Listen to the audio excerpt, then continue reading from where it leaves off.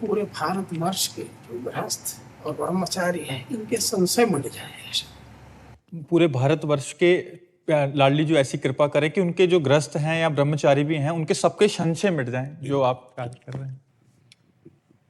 प्रयास आप संतों की कृपा से यही है कि हमारे सब समाज अध्यात्म से जुड़े, व्यभिचार और व्यसन से बिलग रहे। जो आज हमारे समाज में व्यभिचार बढ़ रहा है, boyfriend girlfriend live in relation, जो व्यसन बढ़ रहे, नए नए बच्चे गंदे आचरणों में लग रहे हैं, तो प्रार्थना यही करते हैं कि सब हमारे देशवासी विदेश का आचरण न करें, विदेशी लोगों का अनुकरण न करें। हमारा धर्म प्रधान देश है, हमारे देश को समझो। 4 आश्रम 4 वर्ण व्यवस्था बनाई गई है। पहला आश्रम ब्रह्मचर्य है सबका, सबको ब्रह्मचर्य का। आज उसी पहले आश्रम को ही अगर नष्ट कर दिया गया तो हमारी कैसे धर्म व्यवस्था कैसे चलेगी।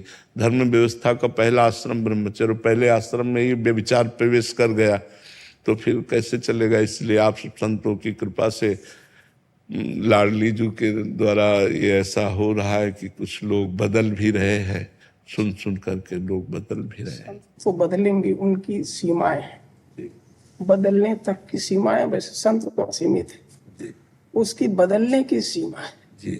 लेकिन सर्वेश्वर के लिए तो बदलने के लिए असीमित है। क्या इस कलिकाल से क्या करें, इससे निवेदन करने से मानेगा, क्या करेगा। बड़ा त्राही त्राही है बहुत। वैसे युग धर्म का प्रभाव होता है, इसलिए भगवान छूट दिए होते हैं और अपने संतों को पावर देकर रोकने का काम करते हैं। बकाया युग धर्म से के लिए नहीं, अगर वो चाहे तो एक संकल्प मात्र से अनंत ब्रह्मांडों का 1 मिनट में परिवर्तन हो जाए। अब हम लोग तो दीपक की तरह हैं, जो तो अपना अपना उजाला प्रकाश कर, कोई 10 को संभाल रहा है, कोई 100 को संभाल रहा है, कोई 1000 को संभाल रहा है, लेकिन पूरी सृष्टि को संभालना तो सिर्फ सर्वेश्वर भगवान के ऊपर है। पर युग धर्म के अनुसार वो भी छूट देते हैं, क्योंकि शास्त्रों में लिखा हुआ है। जैसे कलयुग का प्रभाव है तो शास्त्रों में लिखा हुआ है, तो इसीलिए उसका प्रभाव अपना पड़ेगा। पर संत जन लड़ते रहते हैं, उसके प्रभाव को दबाते रहते हैं और भगवान की जय और अध्यात्म की जय बुलवाते रहते हैं, अध्यात्म का संस्कार प्रकाशित करते रहते हैं। सबको देख के बड़ा आनंद आता है, ठीक है, लेकिन ये सब संशय रहित कैसे हो पाएंगे, ये कलिकाल में बहुत मुश्किल है। सो कलिकाल कठिन उर्गारी, पाप परायण सब नर, सब नर कल्पित करें अचारा, जाइन वरन अनीति अपार। तो क्या सर्वेश्वर की लीला है? हाँ, सर्वेश्वर की लीला ही मानी। हम लोगों के जो पुराने प्रारब्ध के भोग बाकी है वो हम भोग रहे हैं। नहीं महाराज जी, युग धर्म का भी प्रभाव है। कोई कितना भी बड़ा प्रतापी हो, युग धर्म का प्रताप उससे युद्ध करेगा, उसको परास्त करने की कोशिश करेगा। अगर वो तपस्या और भगवत शरणागत है तो फिर कोई परास्त नहीं कर सकता है। कलयुग का प्रभाव वहीं रहता है जब भगवान नाम नहीं, भगवत लीला कथा नहीं, भगवान से चित्त नहीं जुड़ा, वहीं कलयुग का प्रभाव पड़ता है। नहीं तो हमारी वाणी जी में लिखा हुआ है, जो रसिकाचार्यों ने वाणी लिखी है, राधा वल्लभ भजत भज भली भली सब होए, जिते विनायक शुभ अशुभ विघ्न करे नहीं कोई, विघ्न करे नहीं कोई, डरे कलिकाल कष्ट भय, हरे सकल संताप हरसि हरिनाम जपत जय। कलयुग डरता है, जहाँ भगवत नाम कीर्तन, भगवत कथा, भगवत वार्ता, भगवत चिंतन होता है, वहाँ कलयुग डरता है। जैसे कलो संगो शक्ति, हम 100 साधक मिलकर नाम कीर्तन करते हैं तो हम हजारों को पवित्र कर देंगे, 1000-2000 को पवित्र कर देंगे, ऐसे चलता है। लेकिन उसका प्रभाव तो चलेगा। जैसे गर्म हवा चलती तो सबको लगती है, प्रभाव मिट नहीं सकता। नहीं, प्रभाव नहीं, कल का प्रभाव नहीं मिटाया जा सकता। नहीं, हम एक कोने से मिटाएंगे, दूसरे कोने में वो परास्त कर देगा। इसीलिए संत जन तो लगे ही हैं। कली जो युग प्रभाव युग धर्म है, ये भी क्या हमारे पुराने जन्मों के प्रारब्ध से हम लोगों को जन्म लेना पड़ा क्या? हाँ हाँ हाँ हाँ, बिल्कुल बिल्कुल बिल्कुल बिल्कुल, ये तुम्हारा कलयुग में जन्म होगा। बिल्कुल। तो इसके जब ये भोगना निश्चित है जी, तो ये पूरा भोगना पड़ेगा या भजन से ये नष्ट, प्रारब्ध नष्ट हो सकता है? भजन से हम इसको नष्ट कर सकते हैं, भजन मिटा सकता है। जो तप करे तुम्हारी कुमारी तो भावी मिट सके। भावी मिट सके त्रिपुरारी। जी इसके आगे एक निवेदन है जी, हर इच्छा भावी बलवाना, हृदय विचारत शंभु सुजारा। तो हरि इच्छा का जो स्वरूप होता है वो भक्तों की इच्छा से होता है, भगवान की स्वयं की कोई इच्छा नहीं होती। भगवान की स्वयं की कोई इच्छा नहीं होती, अमना है, भक्तों की इच्छा होती है। अगर हम 10 मिल करके तो भगवान का अवतार हो सकता है। हाँ, अगर हम 10 संत मिल करके उस चाहेंगे तो भगवान का ऐसा कृपा अवतार हो सकता है जो परिवर्तन कर सकता है। जैसे हम जहाँ सैकड़ों साधु विराजमान है, आपको कलयुग का वहाँ कोई प्रभाव नजर नहीं आएगा। जो झूठ है, व्यभिचार है, व्यसन है, जुआ खेलना है, परा स्त्री से व्यभिचार, ये सब उसका प्रभाव नहीं आएगा। वहाँ आपको सतयुग त्रेता का ही वातावरण मिलेगा। भगवान नाम कीर्तन, भगवत कथा वार्ता, कोई ध्यानस्थ है, कोई मौन है, कोई तप परायण है, तो ऐसा आनंद बरसता है। तो हम सब मिल करके एक भगवान की शक्ति से जितना बचा सकते हैं, लोगों को बचा सकते हैं, बकाया युग धर्म अपना प्रभाव करेगा। हाँ, युग धर्म। ये जो नारायण है सब, ये भक्ति करते हैं जी तो माया जो है, या फिर रहो माँ ब्रह्मांड में माया कटु प्रचंड, सेनापति कामादि भट्ट दंभ कपट पाखंड अंदर ही बात। जी इन पे ज्यादा चोट कर रहा है या जो सामान्य है उन पे ज्यादा चोट कर रहा है? माया का प्रभाव महाराज जी, जैसे गर्म हवा चलेगी तो समान रूप से सबको लगती है, समान रूप से सबको लगती है, पर जिसका कोमल शरीर होता है उसे विशेष लगती है।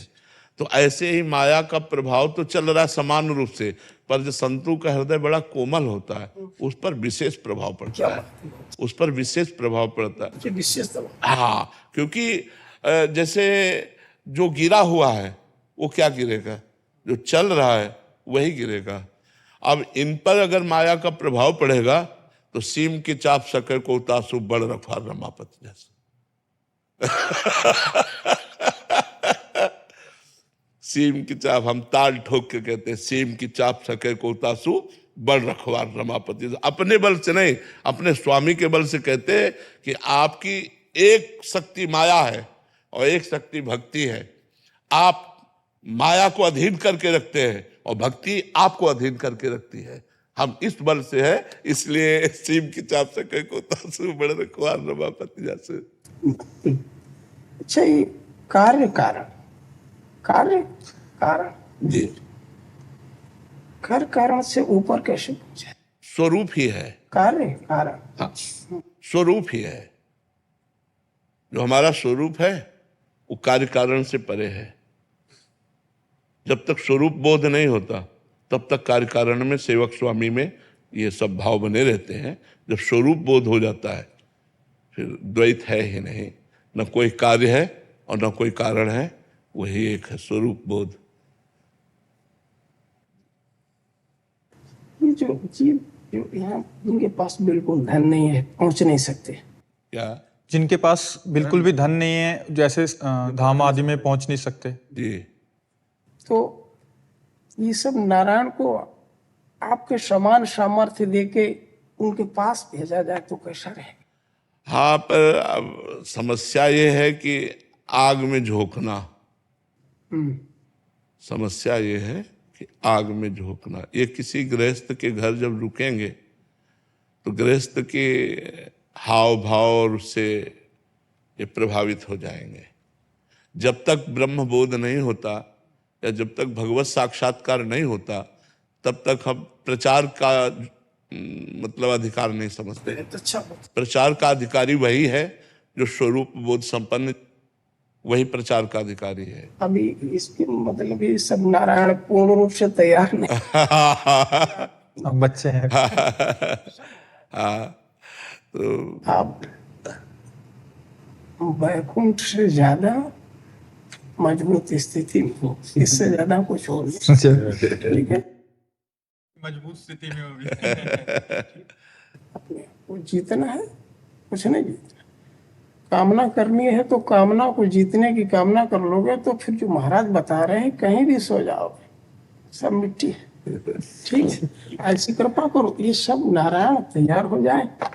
और ये आप संतों की चरण रज के प्रभाव से हो सकते हैं। हमारी सामर्थ्य तो क्या है, हम तो ला के खड़ा कर दिया, अब तैयार आप सब संतों को करना, भगवंत को करना, सामर्थ्य होए तो सर्वेश्वर वही सामर्थ्य। ऐसे आप निमित्त मात्र 2-3% का भाग, 98-97% ये सब युग धर्म का लिए हम लोगों को कोई क्षमता नहीं। हम क्षमतावान भी है तो वही कुछ भी नहीं, लेकिन प्रभु सत्य बना रहे, धर्म बना रहे, धर्म नष्ट हो रहा है, सत्य नष्ट हो रहा है। जिससे चेतना में प्रवेश करना चाहिए वो अंधकार में प्रवेश कर रहा है। हम विश्व गुरु कैसे बने? जब मेरे सब बच्चों में समान क्षमता है तभी हम किसी को कुछ बता सकते। तुम विश्व के बस आप ही कृपा करो और भगवान कृपा करे तो बस हो सकता है। आप गुरु हैं, आप पर ब्रह्म है, आपकी कृपा महत्वपूर्ण है। हम तो बस 2 रोटी मांग के खा ली। आप बहुत प्रसन्न हो, मैं बहुत, आप सब लोग ऐसे ही शंकराचार्य भगवान की तरह पूरे विश्व को आलोकित करो, यही शुभेच्छा है।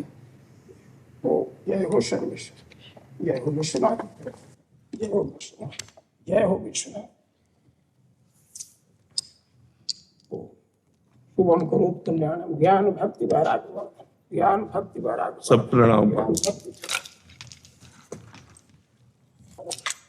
नारायण नारायण नारायण।